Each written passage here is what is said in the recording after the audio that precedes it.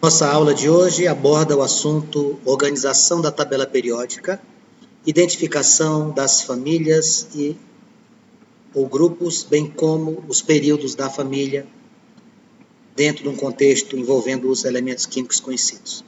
Esse assunto é muito importante e eu espero que você tenha a compreensão daquilo que a gente vai conversar.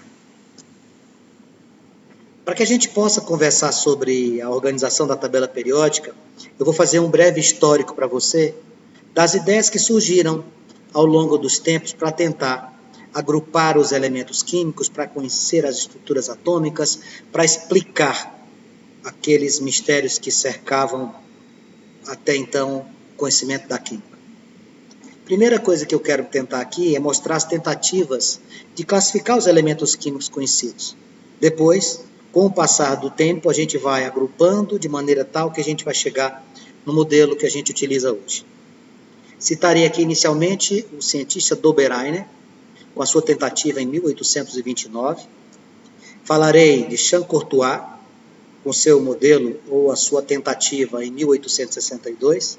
Também falarei de Newland, um modelo ou forma de organização da tabela periódica que surgiu em 1864.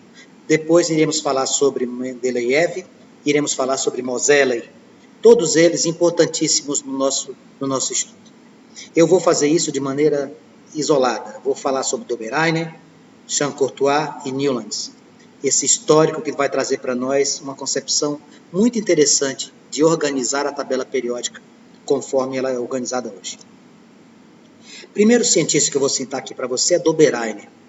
Dobereiner tem como característica principal, para lembrar do trabalho dele, as tríades.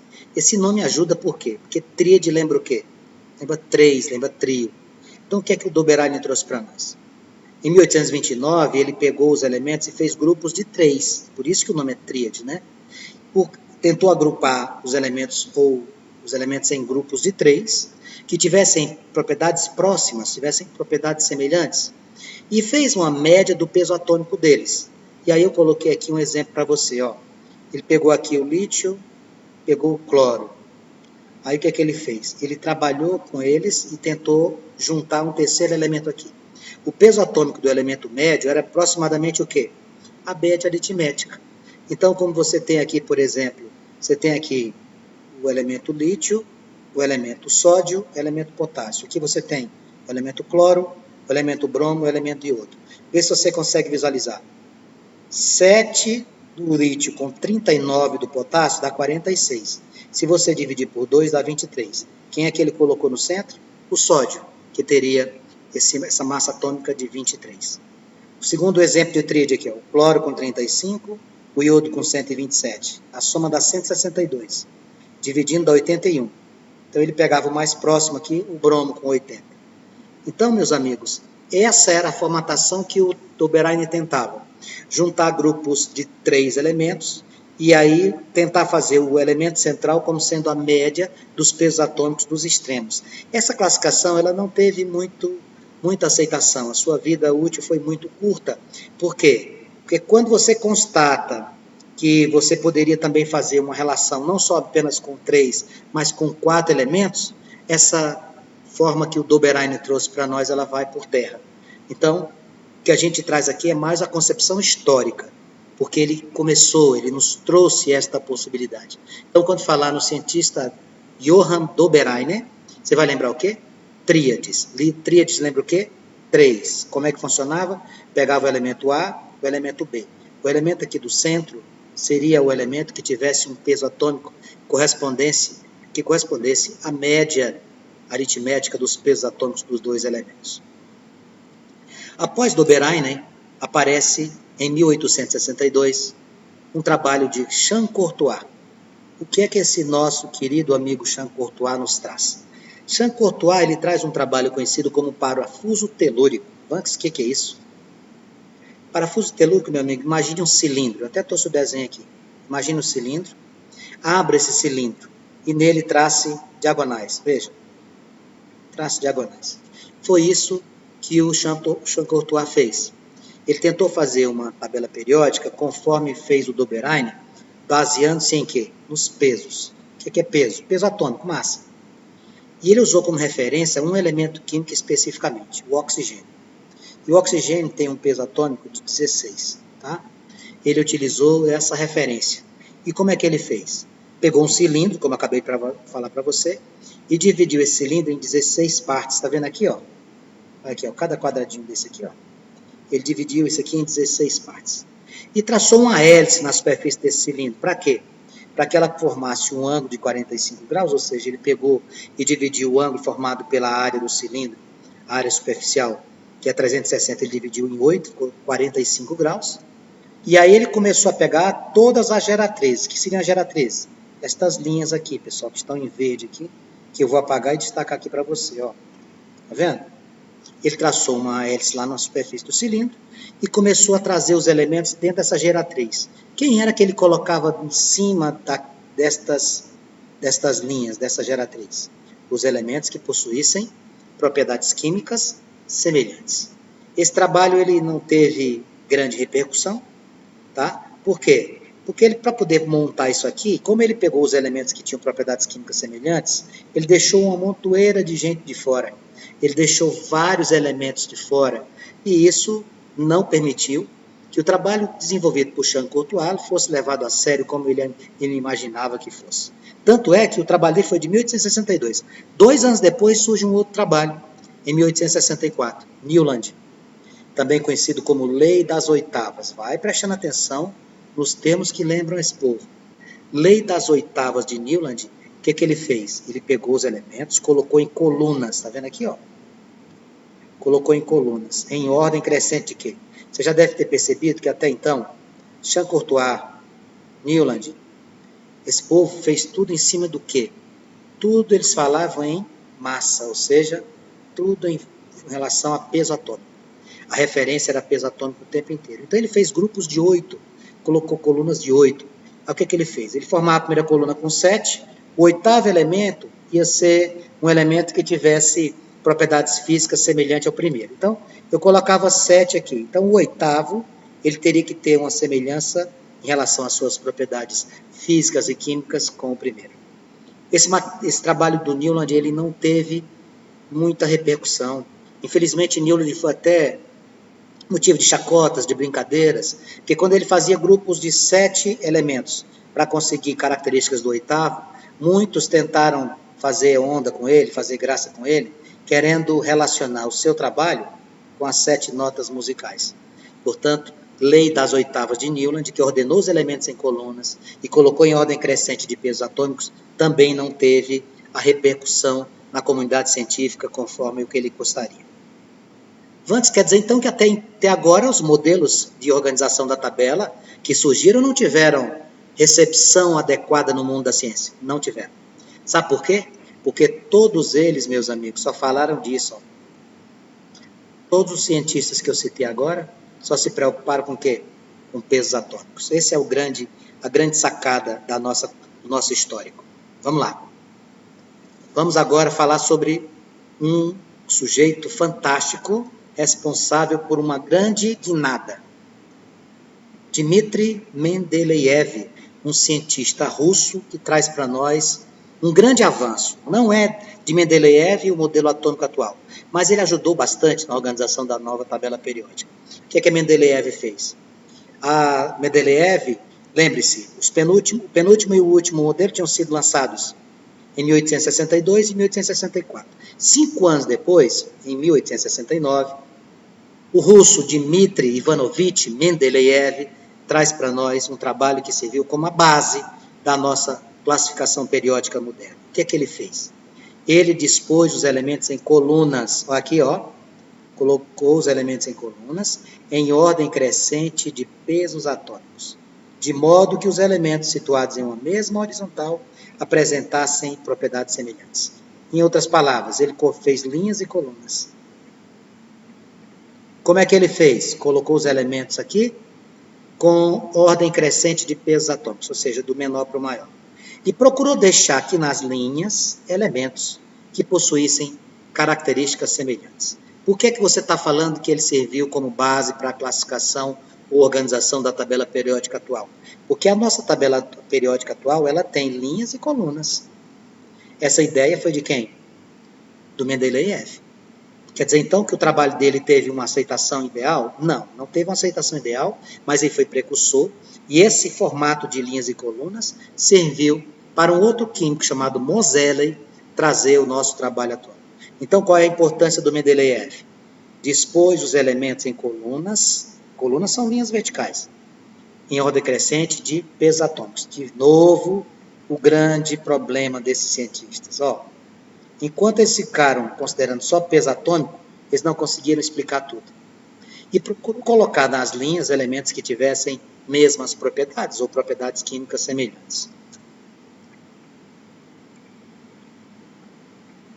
Agora nós vamos apresentar um trabalho que foi feito em 1913 por um químico chamado Moseley e que foi divisor de águas. Até então, todos os trabalhos que eu apresentei para você, Champ-Courtois, Mendeleev, Newland, o que é que tem característica desses trabalhos todos?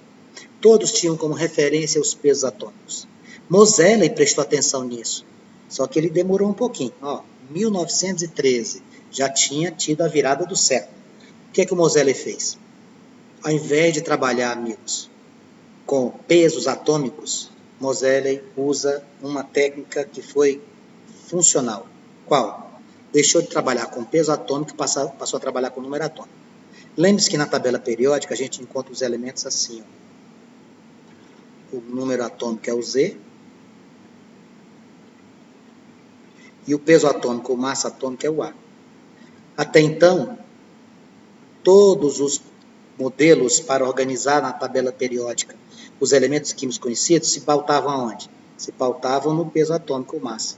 O que é que Moseley fez? Mudou. Pulou para onde? Para os números atômicos.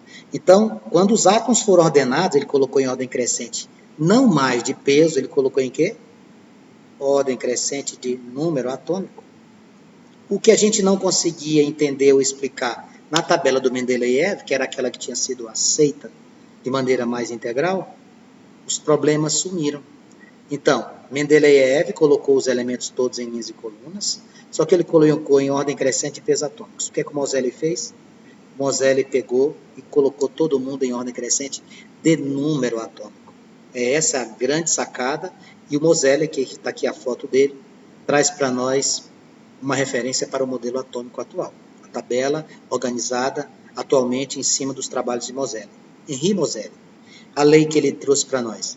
As propriedades físicas e químicas dos elementos são funções periódicas de seus números atômicos. Número atômico.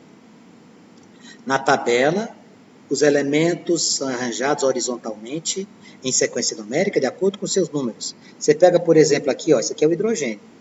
Lá na frente, lá na pontinha, é o hélio. Aqui é o 1, aqui é o 2. O próximo que vem bem aqui, o lítio, é o 3. O próximo é 4, 5, 6, 7, 8, 9, 10, etc.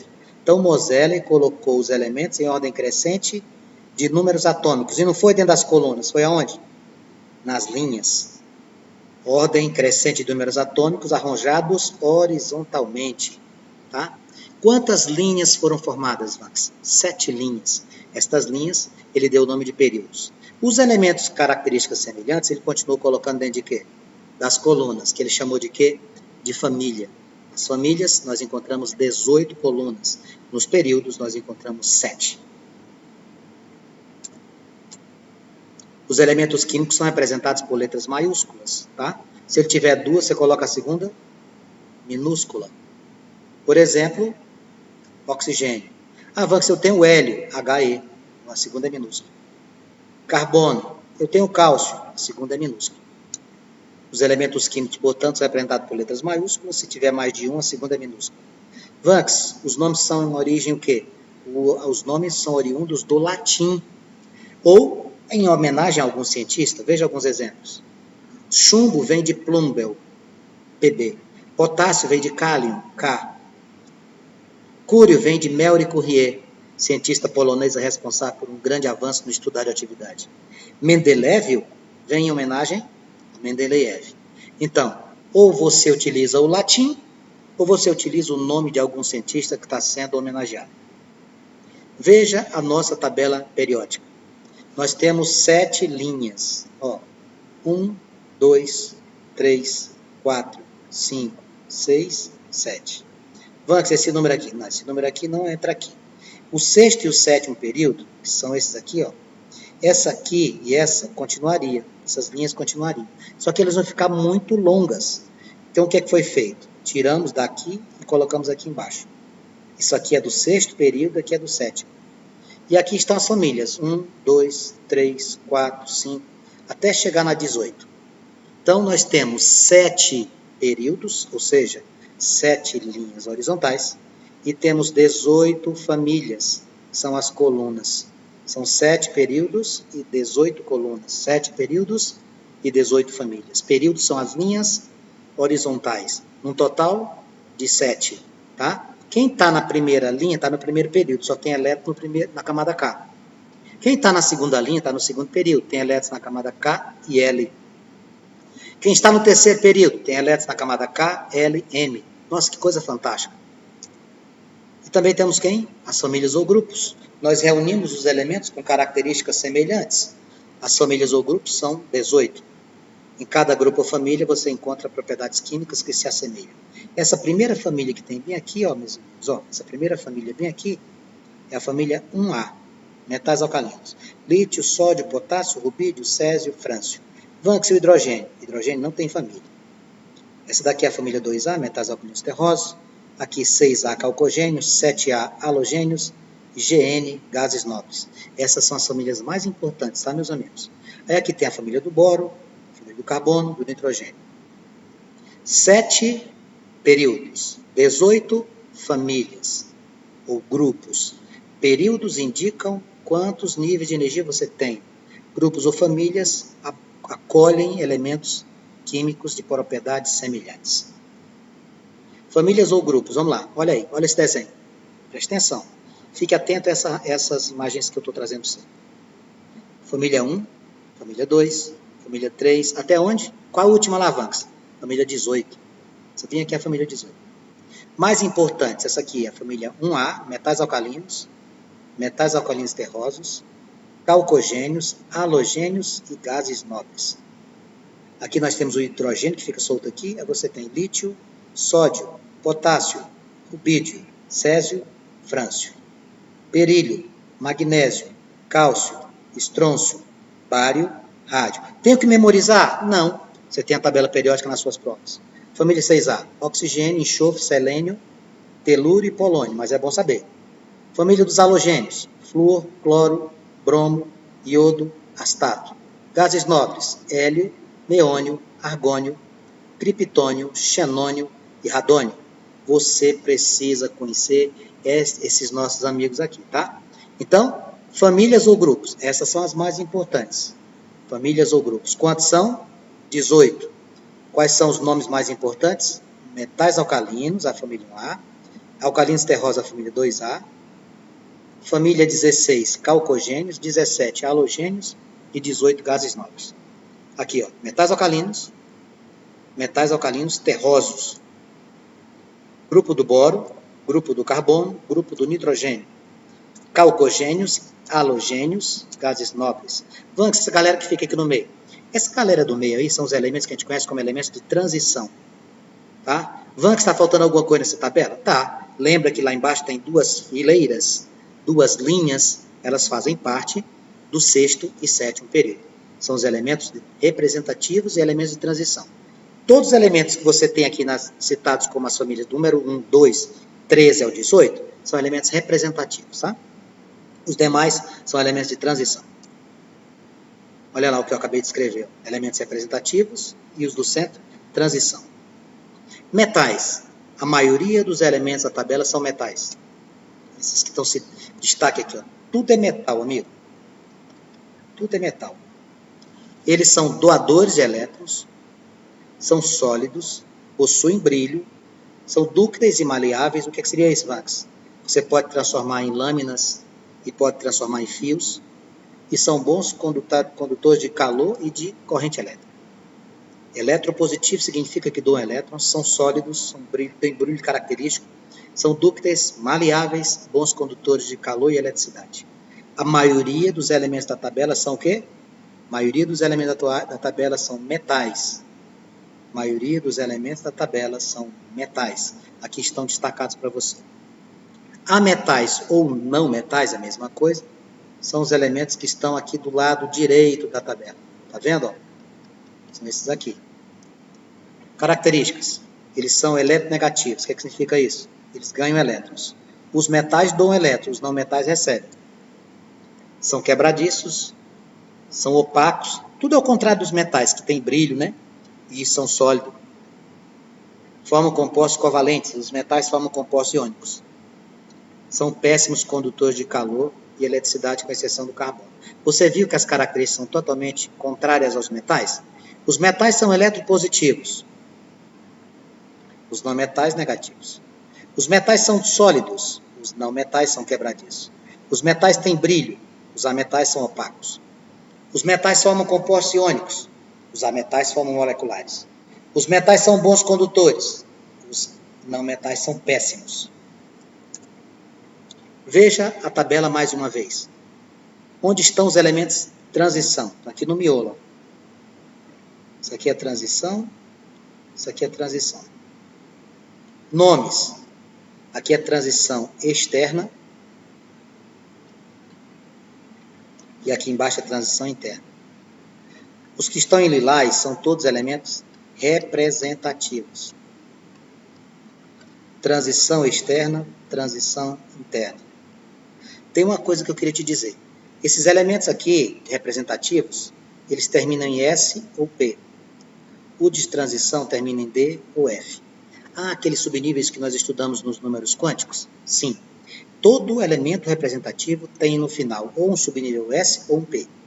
Todo elemento de transição, ou ele termina no D, se ele for transição externa, ou no F, se ele for transição interna. Agora, nós iremos ensinar para você as propriedades periódicas.